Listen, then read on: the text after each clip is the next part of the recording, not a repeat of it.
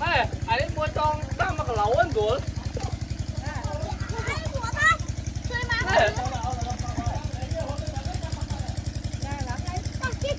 Nặng ấy nhỉ, này. Ở đây đang luôn ở đây. Đây bao này. Đã thông sao này? Ở đây bao đang lên em á. Đã ba.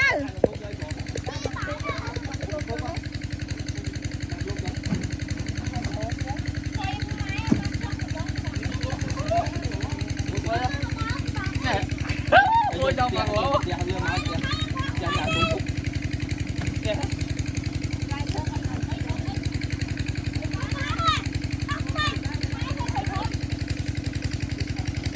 Vô đặt cái thổ ấy, vô cái thổ mới đại. Tôi thấy tôi mới phủ hột lươn mà không ngủ.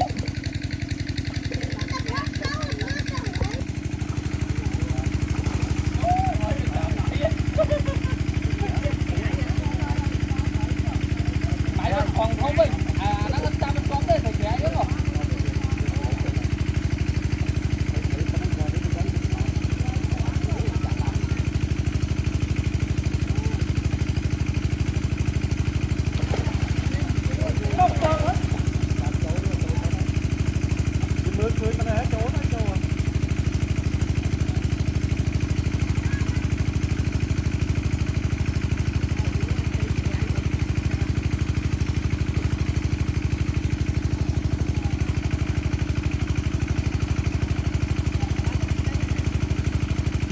Nó hồi giờ chơi tay rồi.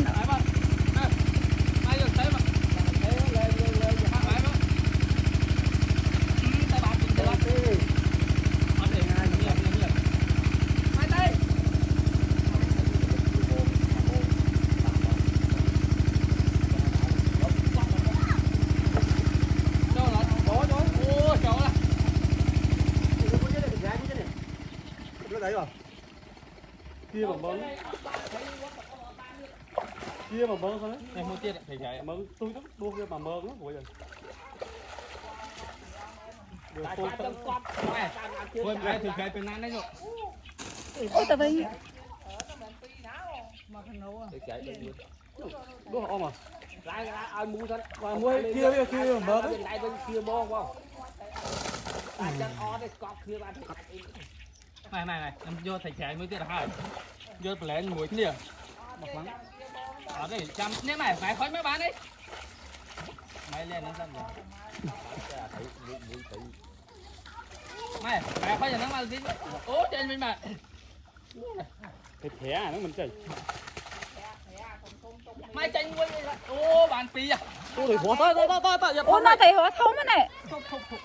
ta lăng lửa đánh lăng ê chào bà đánh lửa đánh về lăng lửa vô cái này xanh mà kia môn không mà thầy thẻ đấy có thầy thẻ Nó may cái chế nhỏ tịch này. chơi cầm thẻ nhỏ này. dạ quên ớt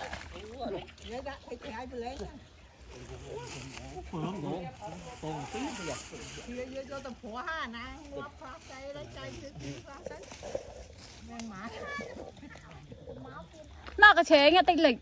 Ồ mới cái thẻ cho mình rất thèm thế. coi mà thịt cuộn đến mấy Nó thì gái mới cho nó.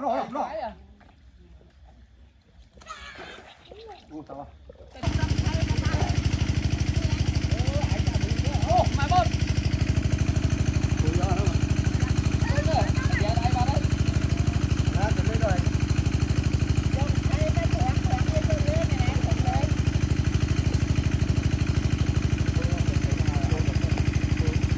Nó cái chế à.